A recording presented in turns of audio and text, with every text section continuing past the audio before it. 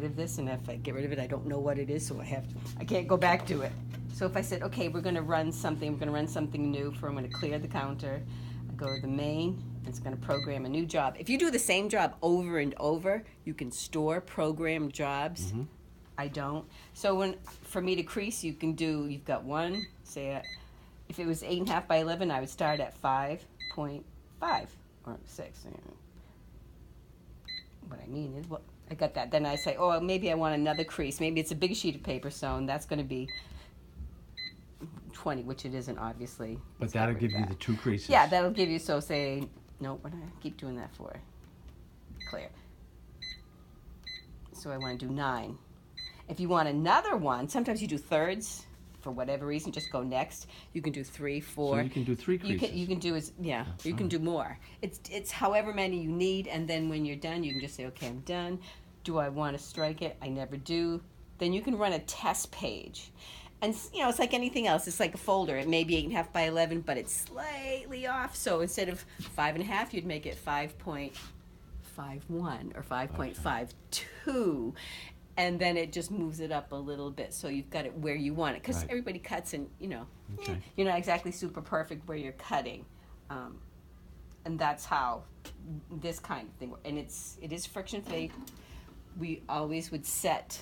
For her, you set the rollers. These loosen the rollers, and when you're done with them, I always loosen the rollers so they don't be compressed all the time when you're running it.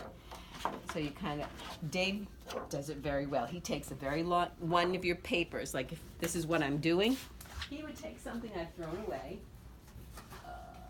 which I don't have a big piece because hers are tiny, tiny. But you'd take like a piece that you were throwing away, and you put it under the roller. So then it's kind of like you're just going for the feel. Right. See, okay, it's like anything else. You want to be able to move it, but you don't want to move it too much. And so you adjust it according to the thickness of your paper. It doesn't matter. You can have thin paper, thicker paper, and the same thing with these rollers. You loosen them when you're done.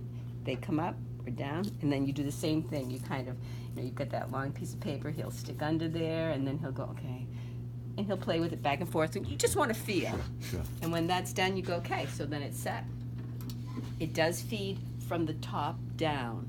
So, I usually, like I did hers, I just took a small pile. Depends if it's text, you can do more.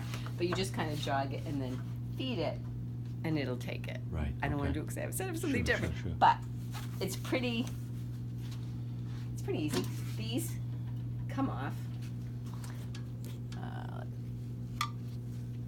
Right here, you can move these. If you have a small card, sometimes we have a really tiny one, you want to move these in, or you want to move them further apart if you have a really big sheet, like she's doing 12/18, and the wheels move as well. So you'd want to move things depending on the size of your sheet. Mostly we do 12/18, 8.5 by 11, 11/17. I mean, that's pretty much what we do all the time. Okay. So they do move in there. It's kind of easy. And like I said, if I can run something, it's not the hardest thing in the world. Again, this is not my expertise. I'm not like super perfect when I set it up, but you just kind of, I always say, if I can do it, pretty much anybody